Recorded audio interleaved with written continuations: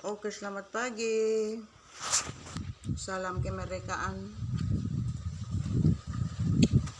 Oke, kita baru selesai kegiatan lomba tarik karung, lomba makan kerupuk. Kemarin kelereng tidak ada. Lomba kelereng tidak ada, dan lomba paduan suara. Anis, kenapa kotor sekali begitu, Anis?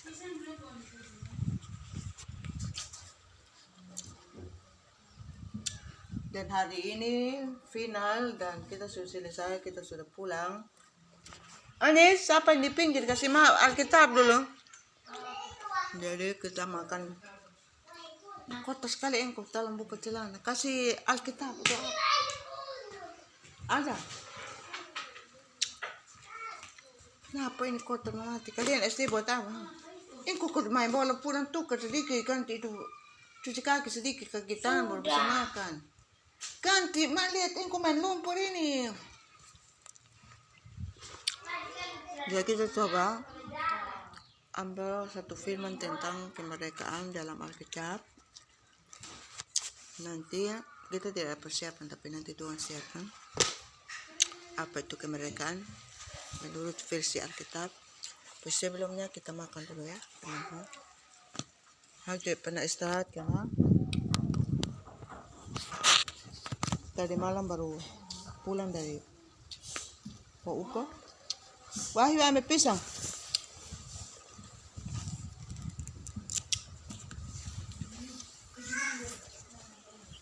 Yang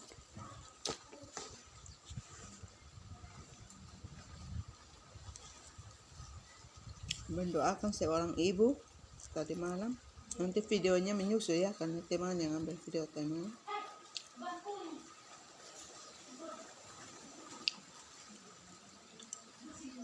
Dewi, pikas tahu Mam Bruno bilang tolong kirim itu video pelayanan waktu di Mam Seli dengan tadi malam di Mam Gio. Oh, Mam Bruno ikut. Oh, tadi malam saya pulang ini ya. Kami dua ikut.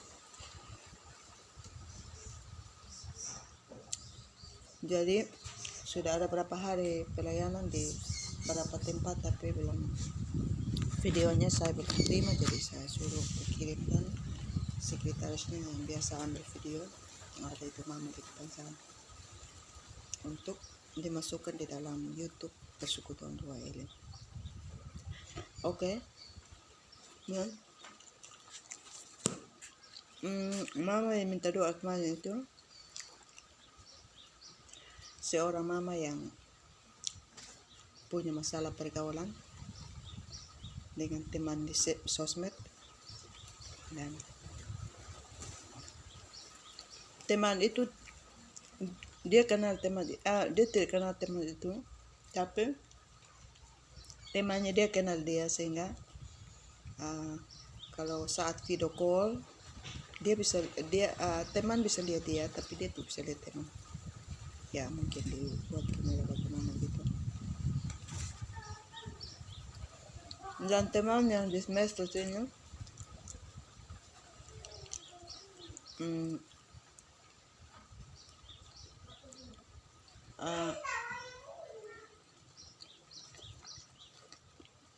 beda umur jauh ya.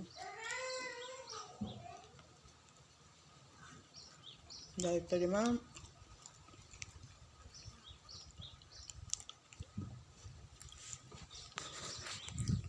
kita buang tangan.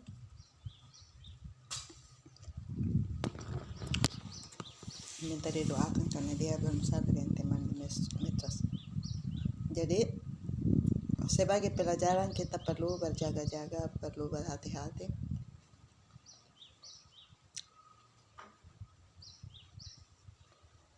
Jangan terlalu percaya namanya di pergaulan yang di medsos, karena kadang-kadang ya, kadang-kadang tidak, dan itu membuat akhirnya pikiran kita yang kacau sendiri. Oke. Tentang hari kemerdekaan kita coba berdoa dulu. Kita mendoakan negara kita yang sudah 78 tahun pada hari besok 17 Agustus 2023, tepatnya hari Kamis. Dan khususnya kami SMP Negeri 3 Kota Tamalaka, kami akan upacara di kantor bupati ya. Jadi teman-teman nanti saksikan video, kalau saya masih bisa ambil video besok. Saya bisa ambil video upacara sedang berlangsung. Dan bisa doakan supaya kalian bisa nonton bagaimana perjalanan upacara di Kabupaten kami Sumba Barat Daya, Provinsi Nusa Tenggara Timur, tepatnya Kupang, NTT. Oke. Tuhan Yesus, kami berdoa dan bersyukur atas 78 tahun negara Republik Indonesia, dan kami bersyukur besok akan ada upacara di kantor bupati untuk memperingati 78 tahun Indonesia merdeka. Tuhan boleh memberkati kami lewat firman pada hari ini. Mungkin kami patut bersyukur karena bersama dengan Tuhan ada kemerdekaan yang sepanjang umur, yang panjang seperti ini Bapak. Mari Tuhan siapkan satu firman buat kami, untuk kami belajar tentang apa itu kemerdekaan dan bagaimana dan kedepannya seperti apa negara Republik Indonesia yang kami dialami saat ini. Terima kasih. Pertama Timotius 2 ayat 18 kita coba baca. Terima kasih Tuhan Yesus. Amin.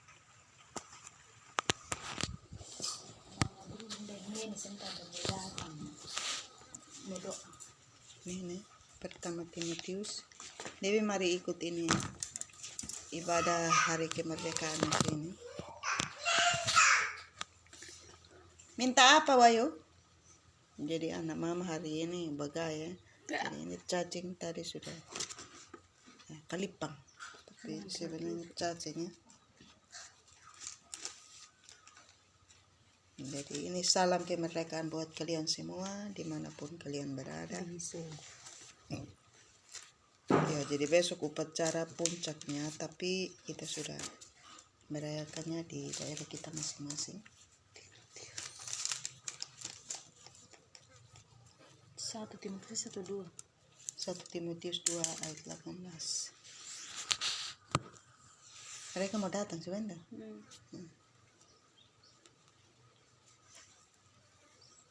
Nanti sore sedikit kalian pergi di Mama di sana. Terus kembali.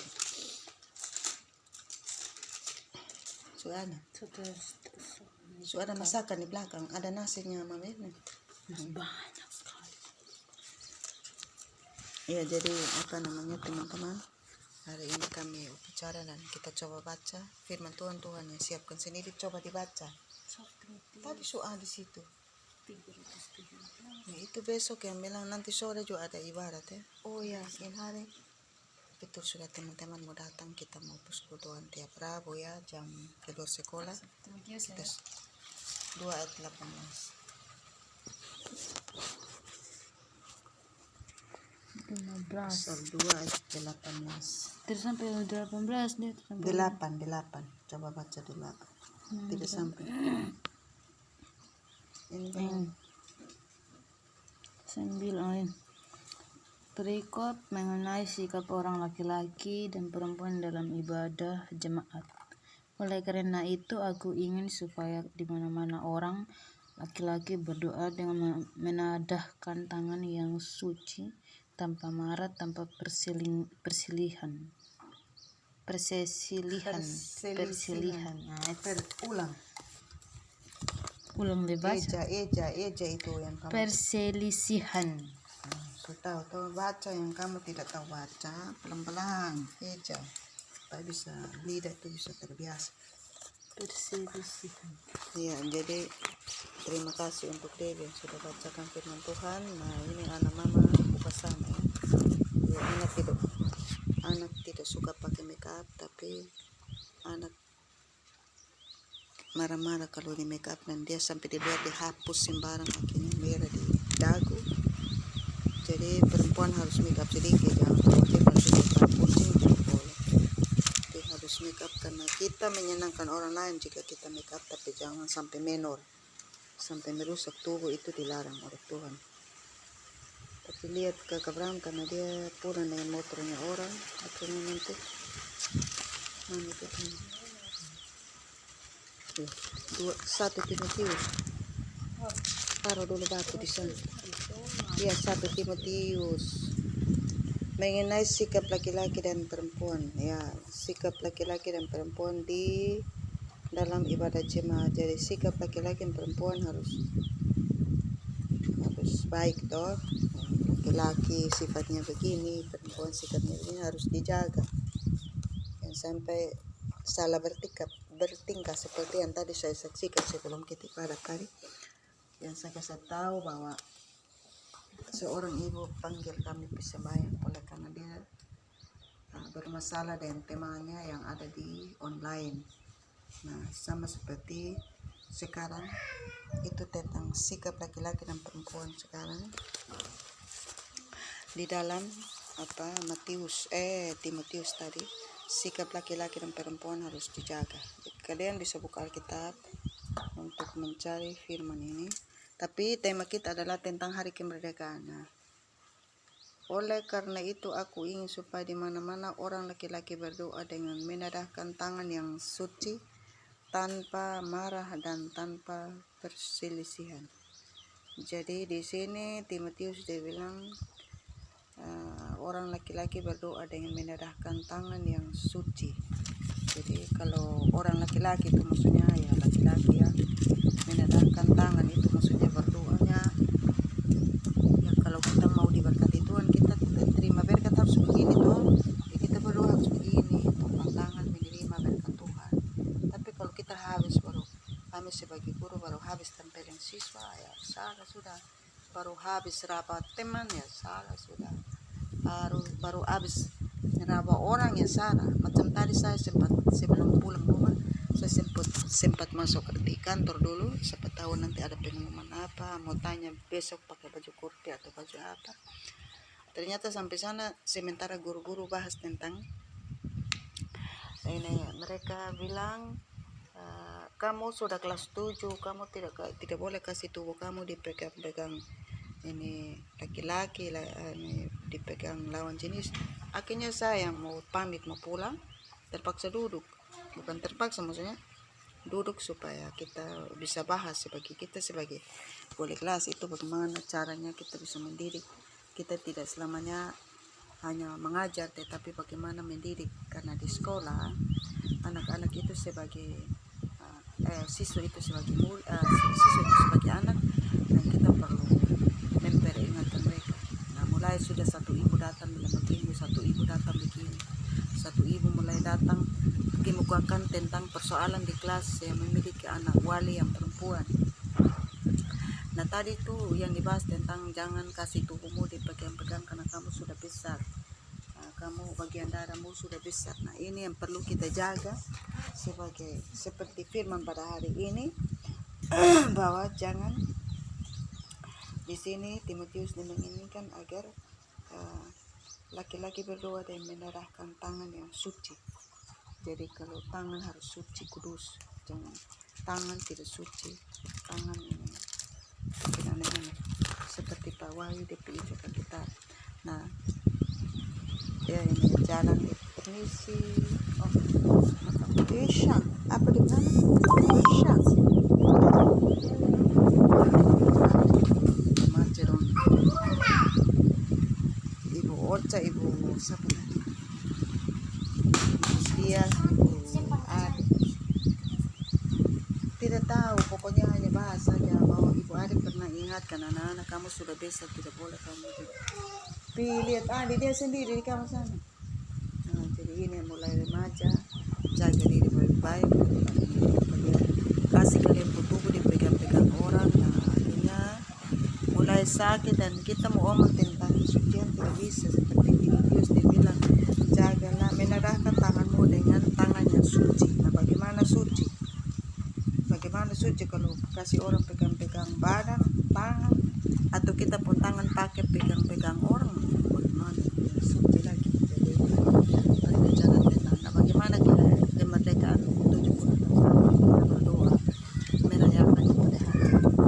inbox besok. Ya, negara bisa rusak oleh karena pergaulan yang salah ya, termasuk yang di medsos, pergaulan yang baik. Walaupun kita minta, permintaan pertemanan itu tidak selamanya harus dikonfir. Jangan dikonfir sembarangan. Kalau kita konfir terus tidak ada inbox masuk, baik, tapi kalau tiba-tiba kita konfir dan tiba-tiba dia bilang hai, atau tiba-tiba dia bilang yang kita tidak kenal, tiba-tiba dia inbox kita, itu berarti dia ada maksud-maksud lain. Pertama, mereka minta uang. Mereka kayak saya di sini, saya cuma mendoakan berapa orang tentang bermasalah di medsos itu. Tiba-tiba hai, nah ini orang yang punya FB hai juga. Oh, saya sedang sakit, saya di FB saya itu kemarin ada tuh. Shalom, dia bilang, ibu, saya dari Jakarta Timur, suami saya sakit berat, saya membutuhkan uang makan atau apa. Saya kurang baca karena sibuk, tapi sepertinya begitu. Saya bilang, ini dari mana? Dari Jakarta Timur. Oh, minta maaf, tidak bisa, karena mereka kadang-kadang pakai akun palsu untuk ini pura-pura dengan kata-kata yang begitu. Kalau kita sumbang tidak apa-apa, kalau kita sumbang, tapi kalian berhati-hati, jangan sampai itu bukan yang pelaku, itu bukan orang yang sedang lapar betul, tapi orang yang sudah memakan banyak korban di mana-mana. Itu juga perlu dijaga. Nah, itu hal-hal yang akan merusak negara kita kalau misalkan orang semua pada berimbos orang diam-diam. Nah, seperti yang kita doakan sekarang, inbox hai. Nah, yang teman hai juga. Lama-lama bisa kenalan kok, lama-lama berlanjut yang tidak. Makanya kalau kita tidak kenal, kita langsung blokir. Teman yang tidak baik, yang maksud baik itu, ketika permintaan pertemanan itu, contoh kalau nama sudah tidak wajar, tidak usah konfir sudah. Tidak usah konfir, karena kalau kita sibuk dan kita tidak sempat hapus itu inbox. Bisa juga orang yang punya pasangan bisa bermasalah karena dia tidak tahu. Orang inbox kita itu tidak selamanya gara-gara kita. Orang inbox kita karena dia ada pikirannya lagi tidak sehat, lalu dia inbox kita yang lagi sehat. Terus kita belum ada waktu hapus. Nah, yang punya pasangan, dia baca sebentar, dia menuduh bahwa kita yang bikin masalah, padahal itu pihak dia, pasti kamu seperti itu, maka dia inbox. Nah, sementara kita ini tidak. Makanya bermula dari konfirmasi. Kalau kita baca di situ tidak masuk akal, ini orang yang punya akun, lebih baik hapus itu permintaan, habis. Kalau kita hapus, saya sudah mendoakan banyak orang, dan saya sangat menghargai juga orang yang buat kejahatan seperti itu. Karena apa? Jika dia menawarkan kejahatan dan kita langsung hapus, mereka minta doa tuh, mereka bilang begini, kan mereka datang minta doa menyangkut yang kalau dikonfir dia hai juga, sudah jadi masalah, sudah jadi pergaulan salah, baru bikin capek saya minta doa. Terus datang lagi orang bilang, baru ada hai sama saya, mama saya hapus. Nah, terus kamu hapus, dia masih konfirmasi, dia masih minta pertemanan, tidak lagi. Dan kenapa saya hargai orang bocah juga? Karena ketika kita hapus itu permintaan pertemanan, kita blokir, mereka tidak pernah hubungi kita lagi. Mereka, saya tanya itu ibu yang datang minta doa. Jadi ketika kamu hapus, dia masih inbox, tidak lagi. Berarti orang bocah hati ini, dia hanya sebatas kita kalau kita menolak itu perbuatan jahat, dengan sendirinya dia tidak akan tawarkan lagi, karena dia takut juga. Dia takut dia diviralkan, dia takut dia diselidikkan dan diketahui. Maksudnya tergantung kita, kalau orang tawarkan kejahatan dan kita sambut, jadi masalah. Tapi kalau orang tawarkan, namanya penawaran, ya kita langsung tolak, tidak masalah. Namanya wajar, kita di dunia ini tidak ada yang suci kudus, pasti ada yang. Tapi kalau kita langsung menolak dengan cara yang baik, tidak berlanjut, tidak ada masalah. Jadi oleh karena itu saya sudah nasihat itu ibu kemarin, dia sudah datang berapa kali. Lebih baik ibu kalau tidak punya pekerjaan, bikin keripik jualan, pulang sekolah bikin bikin ame benang wol, bikin jarum hak itu, bikin kain meja, bikin kelompok pemuda untuk membuat waktu itu terisi dengan pekerjaan. Jangan mengisi waktu itu dengan apa tuh namanya, dengan bermain medsos yang tidak. Nah, coba kalau kamu senang punya data, kamu bikin saja YouTube seperti Mam Ram ini, kadang-kadang upload video dinonton orang sementara mengajar. Saya rasa itu yang positif. Coba lihat di sana. Jadi akhirnya begitu ya teman-teman. Maka betul. Jadi pada akhirnya suci kudus ini kita bisa miliki. Kalau kita tidak melakukan seperti itu, maka kita bertanggung jawab. Bagaimana sudah yang bilang, tanpa marah dan tanpa perselisihan. Ya, jangan sampai terjadi seperti ini. Firman memang persis seperti ibu-ibu cerita tadi di sana. Nanti kalau sudah raba-raba kalian sebagai anak perempuan atau kalian pun tubuh kita disentuh, tidak selamanya orang pegang kita, tapi jalan tuh perlu sopan. Jalan tuh perlu sopan, jangan sengaja tabrak teman, sengaja pukul teman. Biar laki-laki mau perempuan, memang di Alkitab hanya laki-laki, tapi perempuan juga kadang sengaja senggol orang, sengaja buat masalah. Kadang perempuan kalau di Alkitab orang Kristen itu, Kejadian pasal 3 itu, perempuan yang gara-gara bermula dari Hawa di Taman Eden. Dia yang lihat buah yang manis di pohon sana, maka dia ajak itu Adam ikut.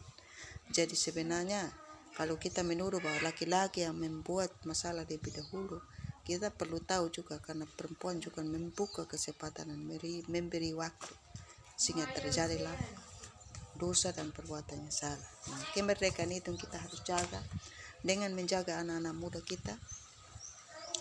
Menjaga kemerdekaan itu harus membela negara kita dan menjaga segala macam keselamatan negara kita, menjaga keutuhan negara, menjaga persatuan dan kesatuan, perbedaan menjadi satu, maka itulah yang dinamakan kemerdekaan. Terima kasih atas segala khutbah dan salam kemerdekaan. Selamat ulang tahun negara Republik Indonesia yang ke-78.